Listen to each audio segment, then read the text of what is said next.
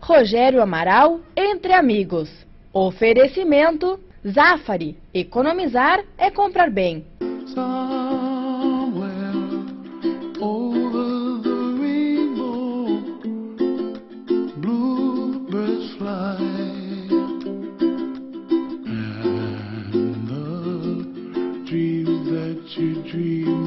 Rogério Amaral, Entre Amigos. Olá, meus amigos, mais uma vez sejam muito bem-vindos ao programa Rogério Amaral, Entre Amigos. É sempre uma alegria renovada saber que vocês estão na audiência do programa. E agora, vocês também têm a possibilidade de acompanhar, rever, não apenas este programa, mas os outros programas também, que estão postados lá no meu site de web TV, rogerioamaral.com.br. Tá certo? Bem-vindos, então, mais uma vez ao programa.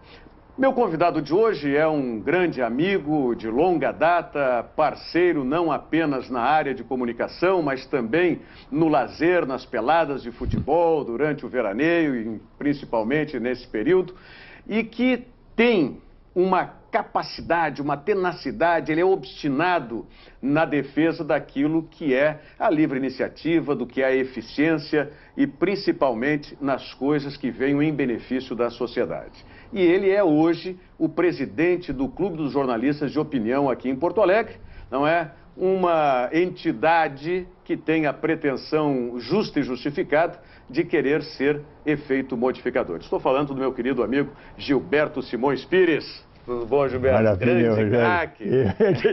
O cara que fica por tua conta. E aí, Gilbertinho, tudo bom? Tudo maravilha. Mas antes da gente falar do Clube de Opinião, do Brasil Eficiente, de tudo isso, né, da conversa, do almoço que nós tivemos com o ex-ministro, atual deputado federal Eliseu Padilha, que me deixou muito preocupado a respeito, e acredito que a ti também, da atuação do Congresso Nacional, eu queria saber o seguinte: tu é um homem de mercado financeiro.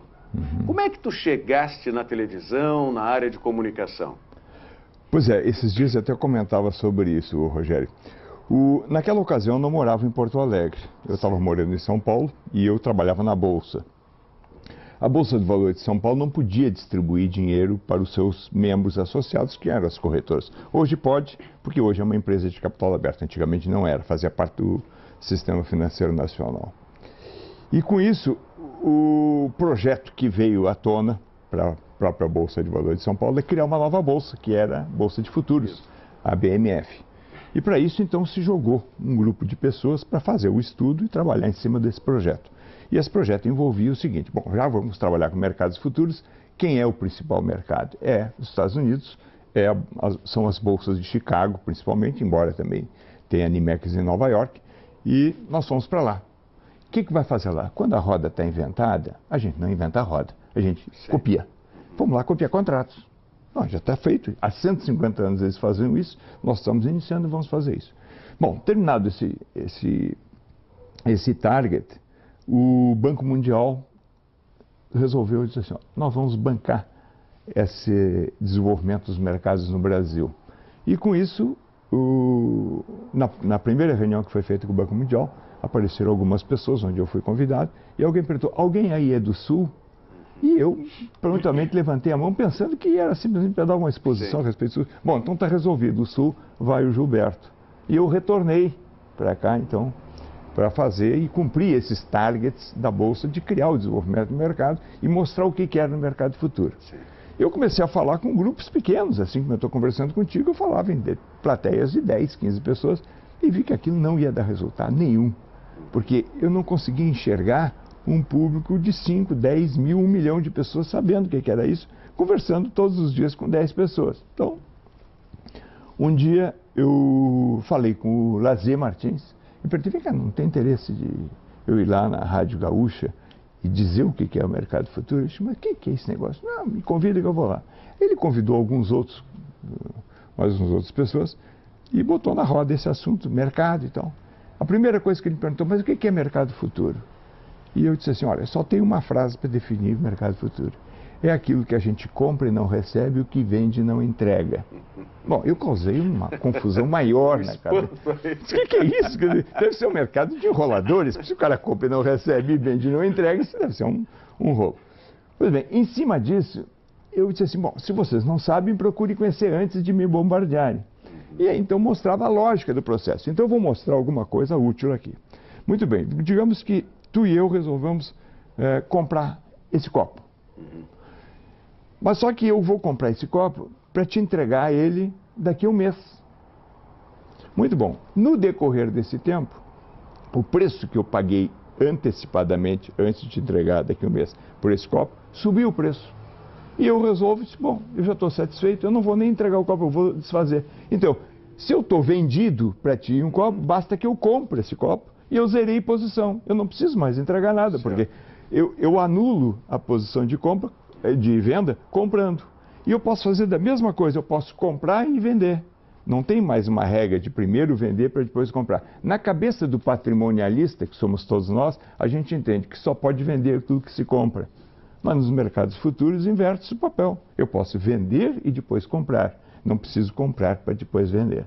Bom, inicialmente isso pode fazer com que a cabeça dos teus telespectadores pode ficar pensando, pô, eu não entendi bem. Mas isso a gente pode deixar para uma outra ocasião. O importante é explicar claramente que é possível. Sim, com isso eu fui convidado. Compra pelo mesmo valor? Não, o valor é o de mercado. Se for por um preço maior, eu ganhei. Se for por um preço menor, eu perdi. Mas isso faz parte do risco que cada um corre. Isso serve para qualquer coisa, inclusive para tu vender teus comerciais, eu vender os meus, e assim a gente vai levando. O que aconteceu a partir daí? Converso com o Clóvis Duarte, ele disse assim, pô, quem sabe a gente leva esses assuntos para dentro do programa Câmara 2. Eu me transformei, já era grande amigo do Clóvis, como tu também era, e a coisa foi. E aí, a partir daí, a RBS me convidou, eu fui para lá, depois eu acabei montando um programa na Pampa, enfim, entrei na área de comunicação e não fiquei restrito ao mercado. Sim. Eu passei a dar opinião sobre a economia e sobre a política e das coisas que interferem na livre iniciativa. E eu, como defensor, como tu disseste no início do programa, eu tinha que me posicionar. E a minha posição é a seguinte, eu sou contra intervenção de governo, tudo aquilo que atrapalha a negociação livre dos mercados e que se interfira na vida das pessoas. O liberal é aquele que diz o seguinte, nós temos direito a 3 coisas, a liberdade, a felicidade e a propriedade. Felicidade é fazer isso que tu estás fazendo, tu não faz isso aborrecido, porque senão tu não estarias fazendo. Então, correto, isso é a liberdade. Isso, eu defendo isso em todas as maneiras. E quando o governo começa a se meter na minha vida, ele está me tirando a liberdade e está me tirando a minha felicidade. Claro. E isso eu não aceito. Eu vou falar com o Gilberto Simões Pires depois sobre a eficiência, sobre o movimento Brasil Eficiente, que ele também é um dos batalhadores. Mas o Gilberto falou em propriedade, né? Liberdade, felicidade e propriedade. Então eu quero falar sobre propriedade agora. É um direito importante. Sem dúvida alguma. Que é a propriedade, a possibilidade de você ter essa propriedade aqui, que é o Gran Parque Eucaliptus, que está sendo edificado, como diz o nome, ali no antigo estádio dos Eucaliptos. O Gran Parque Eucaliptus, que é um empreendimento da Melnick Even e que tem apartamentos de 3 dormitórios, com metragens de 99 metros quadrados, 127 metros quadrados e 158 metros quadrados. Então, o convite para você passar ali na Silveiro número 200, onde tem o showroom do Gran Parque Eucaliptus, e tem também os apartamentos decorados, onde você vai ter ali sugestões para que você possa fazer a decoração do seu imóvel. Lembrando que o apartamento de 158 metros quadrados, você tem a possibilidade de 4 dormitórios, ou então de transformar num home office também este espaço. Gran Parque Eucaliptus, um empreendimento da Melnick Even. Já voltamos. Rogério Amaral, Entre Amigos. Pra mim, economizar é comprar bem bonito, bem suculenta, bem cheirosa, bem rapidinho. Pra mim, economizar economizar é comprar bem graúda, bem saudável, bem assados. Bem divertido! Economizar é comprar Bem. Acordo e saio no meu carro preferido. Agora de que a Picanto é tudo tão mais colorido. É o novo Picanto que me encanta enquanto eu ando. Kia São Motors, Ipiranga 7110. O melhor da culinária portuguesa você encontra no restaurante Casa de Portugal. Venha desfrutar as riquezas da culinária de Além-Mar em ambiente acolhedor e familiar. Restaurante Casa de Portugal. Almoço aos sábados e domingos e jantar de terça a sábado. Casa de Portugal. Avenida João Pessoa 579. Fone 51 3779 7978. Rogério Amaral, Entre Amigos. Estamos de volta com o programa Rogério Amaral Entre Amigos. Lembrando para você que você pode assistir este programa e outros passados também no meu site de web TV, rogerioamaral.com.br.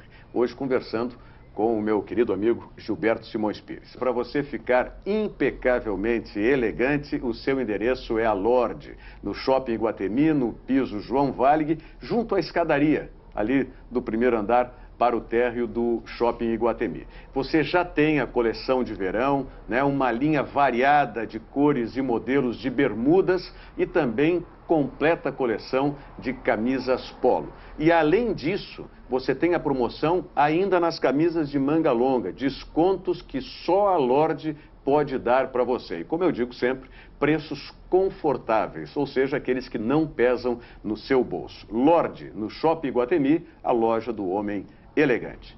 Gilberto, vamos lá. Movimento Brasil Eficiente.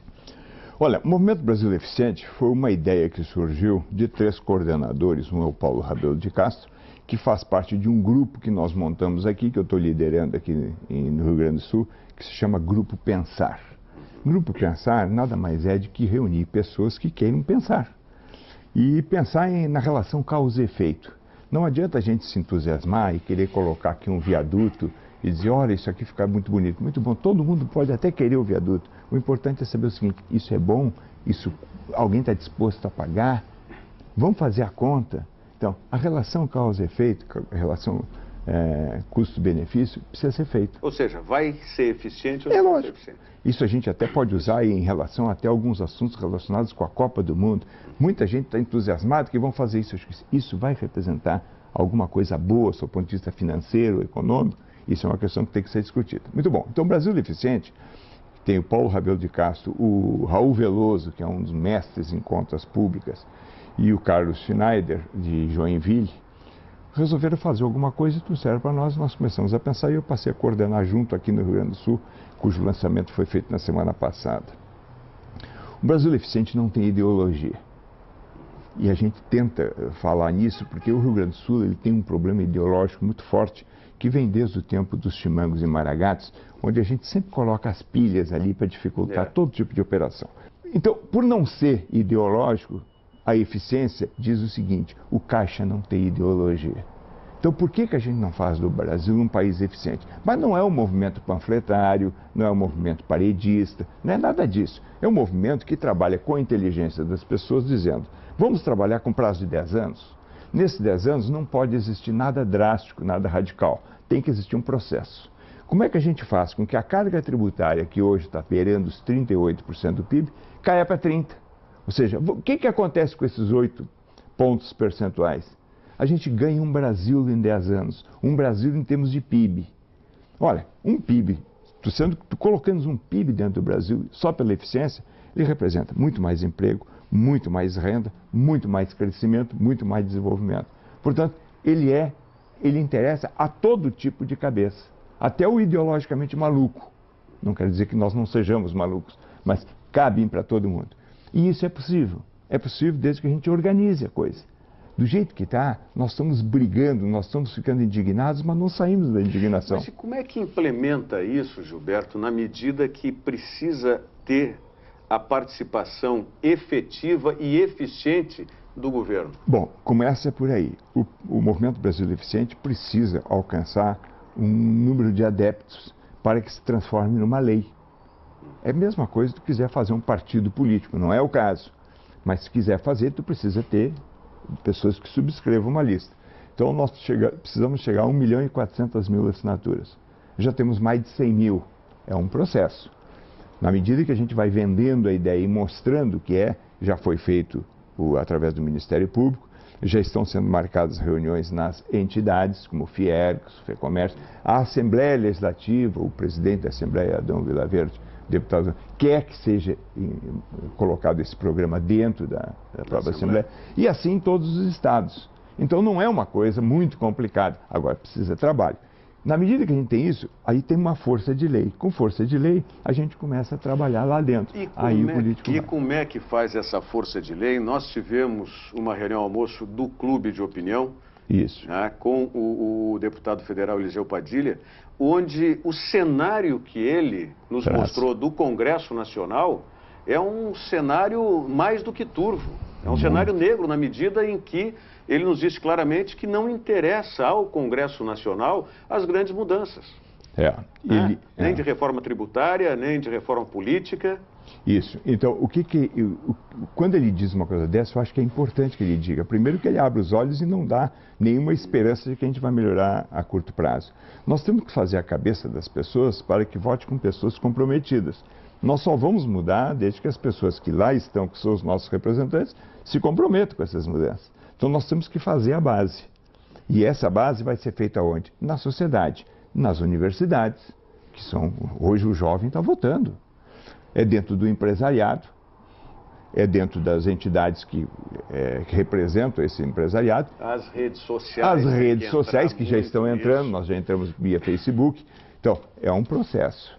Agora, se a gente não entrar, também não vamos resolver nada. É preciso que a gente faça alguma coisa. Então, a semente está aí, a disposição também está aí, e o Ministério Público ficou enlouquecido na palavra do presidente, do Procurador-Geral de Justiça. Eduardo Veiga Lima. Então, olha aqui, ó, ele foi espetacular. Quem quiser, entre no teu site, peça, e por favor, eu quero que tu disponibilize, que os teus telespectadores precisam conhecer a palavra desse homem. Eu quero pautar, inclusive, claro, depende de agenda, uma entrevista, um programa com o Procurador-Geral justamente sobre esse aspecto, porque me parece que nesse momento do status quo, a atuação do Ministério Público vai ser fundamental. Para que se consiga deslanchar esse e qualquer outro com pessoas que têm cabeça como ele que me surpreendeu, porque eu já estava imaginando, não vai funcionar, a gente já está com esse... Olha aqui, ó, o cara foi campeão. Vamos torcer para isso.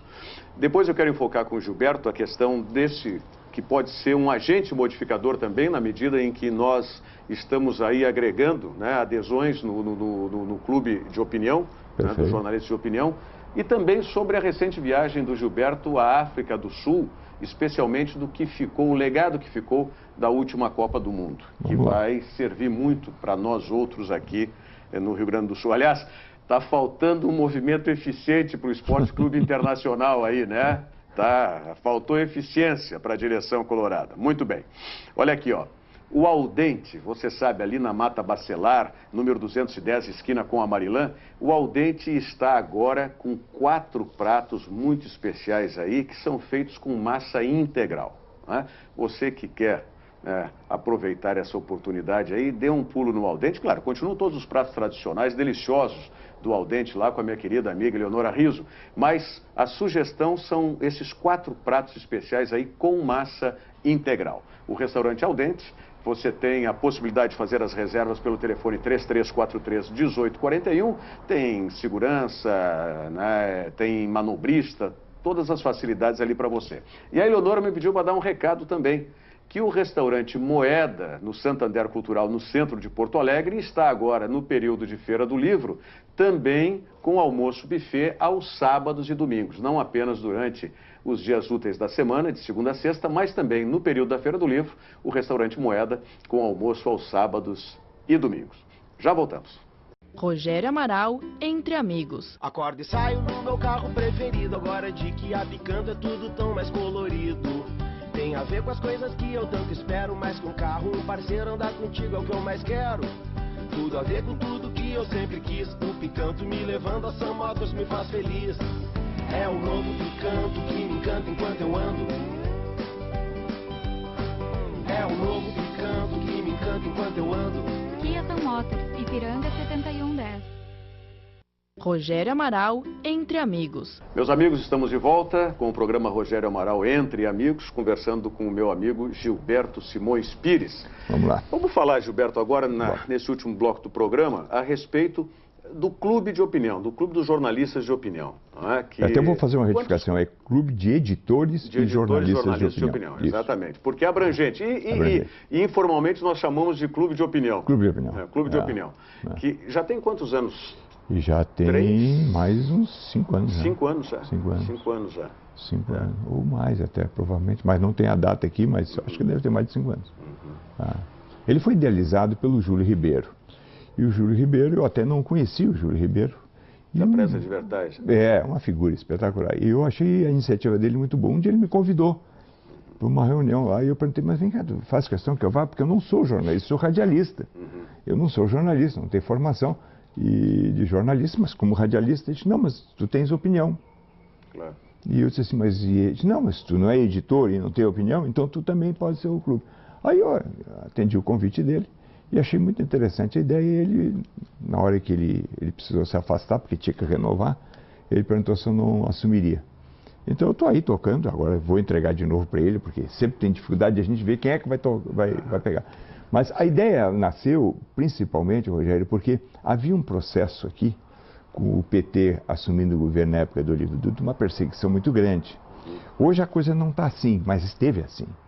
E quando a gente tem 1 ou 2 ou 3 jornalistas que acabam sendo processados, a gente diz, bom, também o jornalista, de repente, ele ultrapassou suas medidas e o processo vem. Mas quando são 49, alguma coisa está errada. É a mesma coisa que uma sala de aula. Se repete mais da metade dos alunos, o problema também deve ser do professor, pô. Não é só do aluno. É que a questão do time de futebol, se 1 ou 2 jogadores estão mal, isso aí, o problema do jogador. Colocado. Agora, se estão 8, 9, o problema é do treinador. Vamos olhar, exatamente. Então, vamos olhar. E ele, então, disse assim, olha, temos que defender a livre expressão, a livre opinião, mas com responsabilidade, porque, afinal de contas, se alguém pratica a injúria,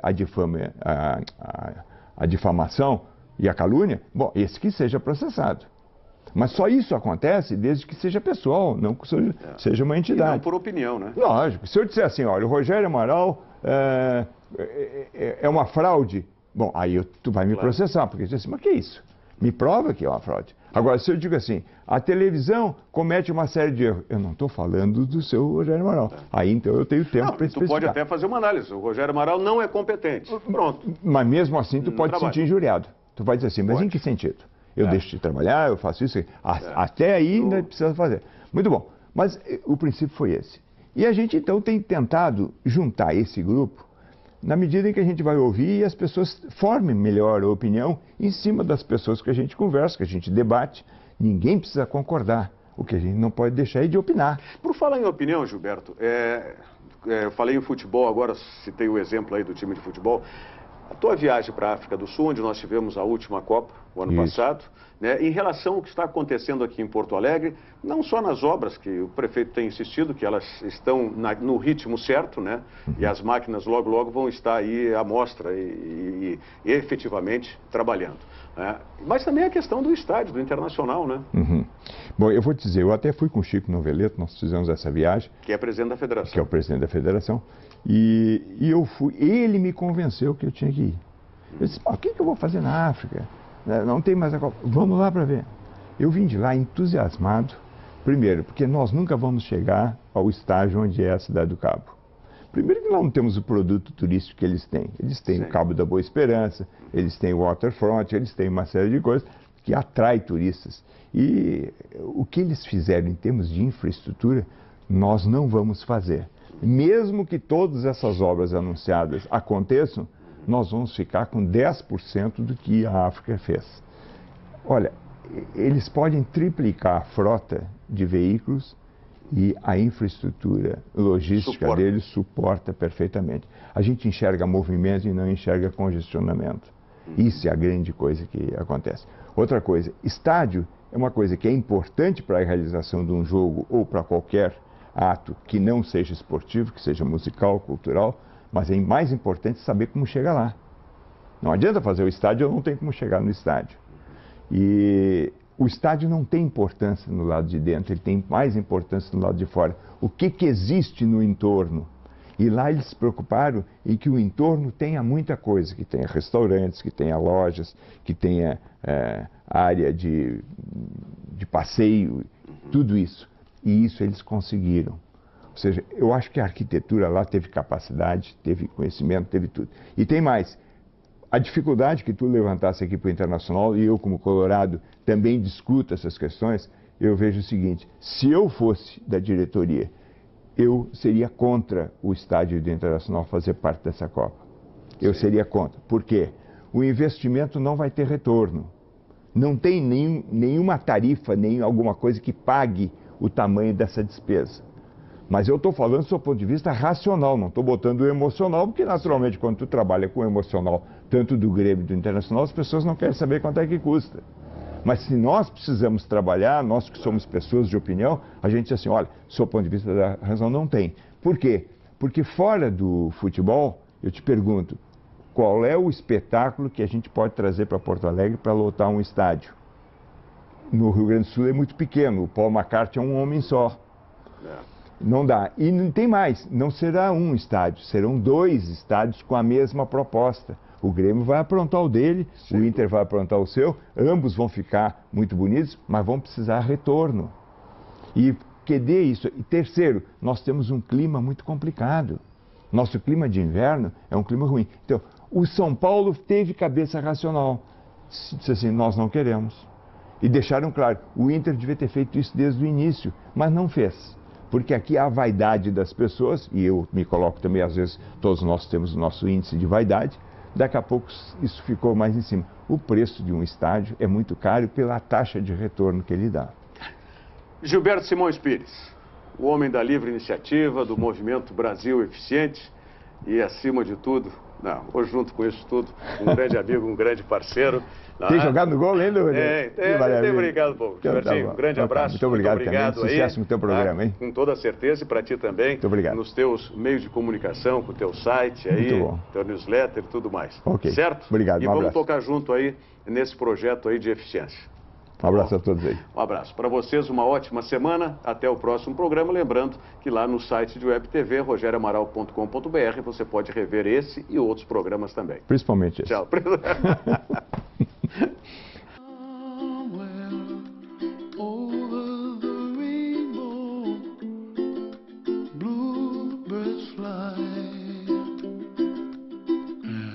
Rogério Amaral, Entre Amigos. Oferecimento Zafari. Economizar é comprar bem.